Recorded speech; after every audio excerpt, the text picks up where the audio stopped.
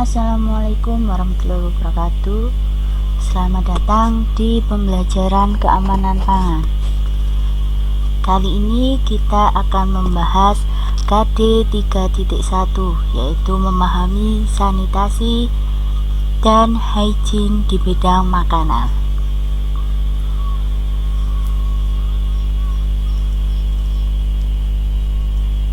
Materi yang akan dipelajari, yang pertama, pengertian sanitasi hygiene makanan. Yang kedua, ruang lingkup sanitasi hygiene makanan. Yang ketiga, manfaat sanitasi hygiene. Yang keempat, penerapan hygiene dan sanitasi makanan. Berikut akan kita ulas satu persatu. Pengertian sanitasi hygiene makanan. Sanitasi hygiene berasal dari dua kata, yaitu hygiene dan sanitasi. Hygiene sendiri memiliki makna ilmu yang mempelajari tata cara pemeliharaan kesehatan, terutama dirinya sendiri. Sedangkan sanitasi memiliki makna usaha pencegahan penyakit yang mengutamakan usaha-usaha kesehatan lingkungan hidup manusia. Maka, hygiene sanitasi dapat diartikan sebagai suatu usaha menjaga kesehatan dengan cara memelihara dan melindungi kebersihan individu serta lingkungannya.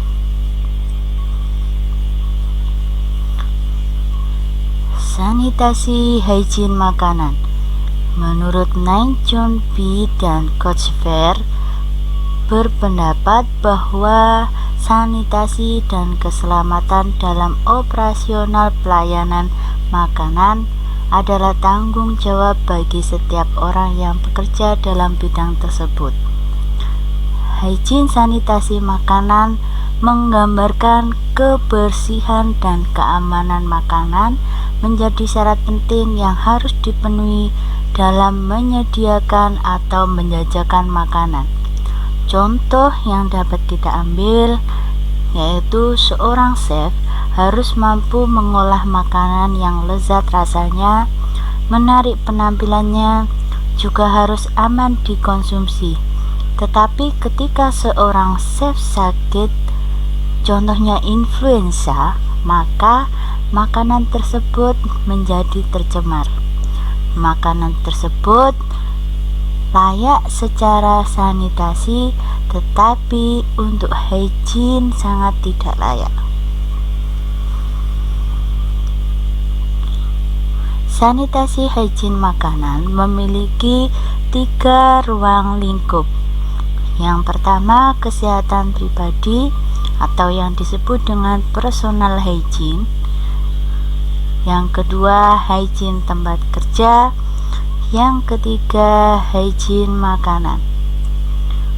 Untuk personal hygiene meliputi kebersihan tubuh, kebersihan pakaian, dan kesegaran jasmani.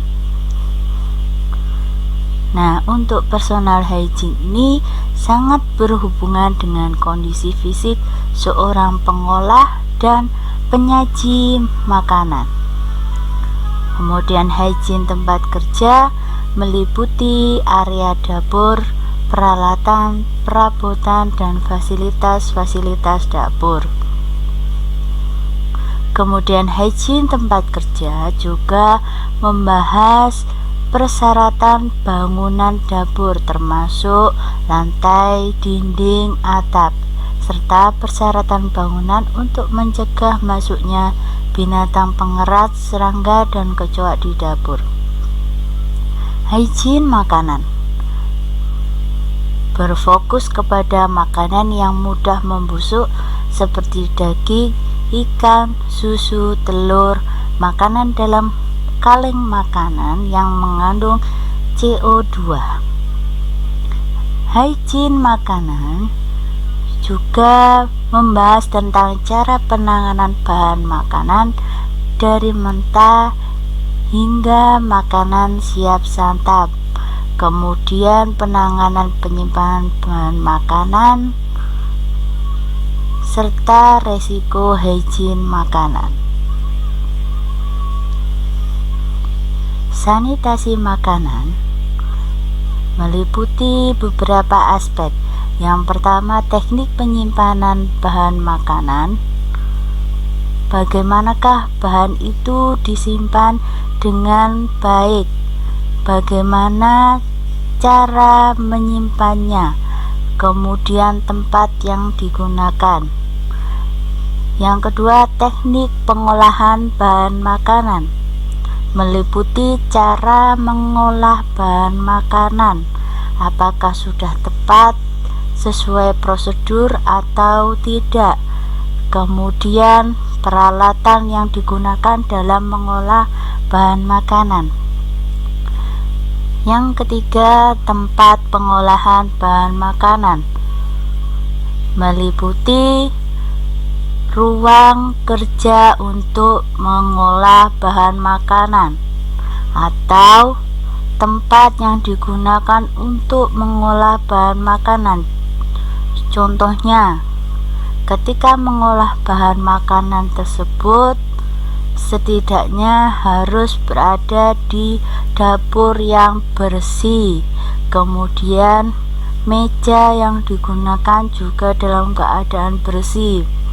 Yang keempat, tenaga pengolah makanan meliputi kebersihan untuk pengolah makanan, apakah tubuhnya sehat ataukah tubuhnya sudah bersih. Kemudian yang kelima, teknik pengangkutan makanan meliputi bagaimana makanan tersebut diangkut atau bisa jadi disajikan ke konsumen, apakah sudah layak atau belum, kemudian bagaimana cara menyajikannya. Kemudian bisa jadi bagaimana bahan tersebut dikirim dari supplier atau dari produsen. Yang keenam, teknik penyajian makanan meliputi cara menyajikan makanan. Bisa jadi menggunakan alat hidang yang tepat. Apakah sudah sesuai atau belum? Apakah menggunakan piring saji atau menggunakan piring dari melamin, kemudian sendok dan garpu, menggunakan sendok plastik atau sendok stainless. Higien sanitasi sangat berkaitan dengan hal-hal persyaratan bahan mentah hingga produk akhir, bekerja, bangunan dan lingkungan, kontrol terhadap mikroorganisme, penerimaan, penyimpanan, pengolahan, penyajian, dan pengemasan. Kemudian peralatan, penyediaan air bersih, serta penanganan limbah. Sanitasi dapat dibedakan menjadi beberapa aspek atau difokuskan menjadi 5 aspek.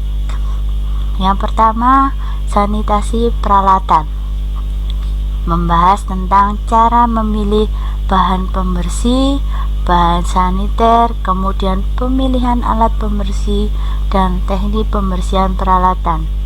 Yang kedua, sanitasi ruang dan perabot menyiapkan bahan pembersih dan bahan saniter, teknik pembersihan dan pensanitasian ruang dan perabot, serta jadwal pembersihan. Penyediaan air bersih meliputi pengawasan terhadap kualitas dan kuantitas pemanfaatan air, penyakit yang ditularkan melalui air, cara pengolahan, dan cara pemeliharaan. Aspek yang keempat yaitu penanganan limbah, membahas tentang cara atau sistem pembuangan. kemudian peralatan pembuangan dan cara penggunaannya, serta cara pemeliharaannya. Aspek yang berikutnya, nomor 5, yaitu pengolahan makanan dan minuman.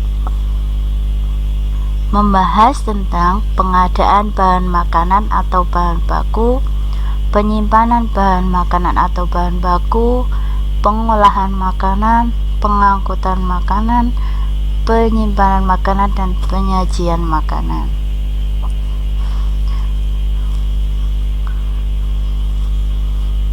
Nah, dapat kita lihat di sini manfaat sanitasi hygiene.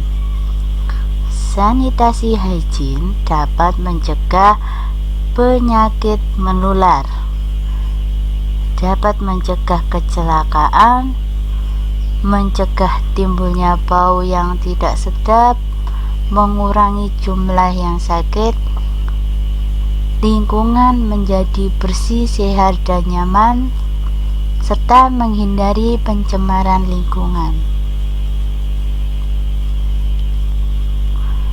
Mengapa hygiene dan sanitasi makanan sangat penting diterapkan, terutama di dalam industri makanan? Karena persaingan yang semakin ketat antar industri makanan dan semakin banyaknya industri di bidang makanan, serta adanya tuntutan konsumen terhadap kebersihan, keamanan, dan rasa makanan yang dibeli. Adanya kompensasi biaya yang dikeluarkan oleh pengusaha bila terjadi resiko hygiene. Kelangsungan hidup perusahaan sangat ditentukan apabila terjadi resiko hygiene.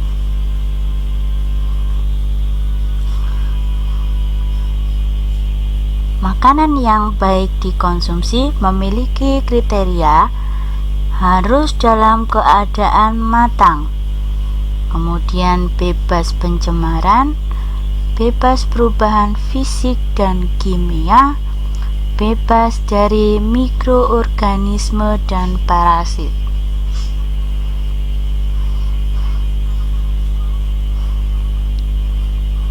Dalam usaha buka atau usaha makanan memerlukan beberapa prinsip penyajian makanan. Harus menggunakan wadah yang layak, kemudian penempatan makanan dipisah apabila ada yang mengandung kadar air tinggi untuk mencegah makanan rusak. Hindari pemakaian bahan yang membahayakan kesehatan seperti staples besi, tusuk gigi, atau bunga plastik. Jenis makanan harus dipisahkan agar tidak saling bercampur. Makanan yang disajikan panas diusahakan tetap dalam keadaan panas. Peralatan yang digunakan harus bersih dan dalam kondisi yang baik. Penanganan makanan maupun alat makan tidak boleh kontak langsung dengan anggota tubuh. Sedangkan untuk penyimpanan bahan makanan harus memperhatikan kebersihan dan kesehatan tempat penyimpanan.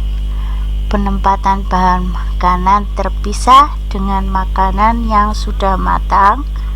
Bahan makanan disusun dalam rak-rak yang disimpan bersama jenis bahan makanan yang sama. Sistem FIFO atau first in first out, di mana yang disimpan terlebih dahulu harus dikeluarkan atau digunakan terlebih dahulu.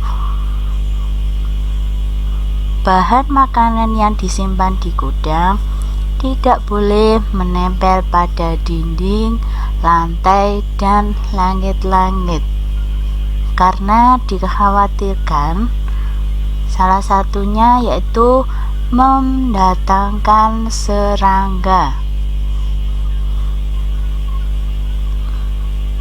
Sekian, terima kasih untuk pembelajaran hari ini. Wassalamualaikum warahmatullahi wabarakatuh. Sampai jumpa.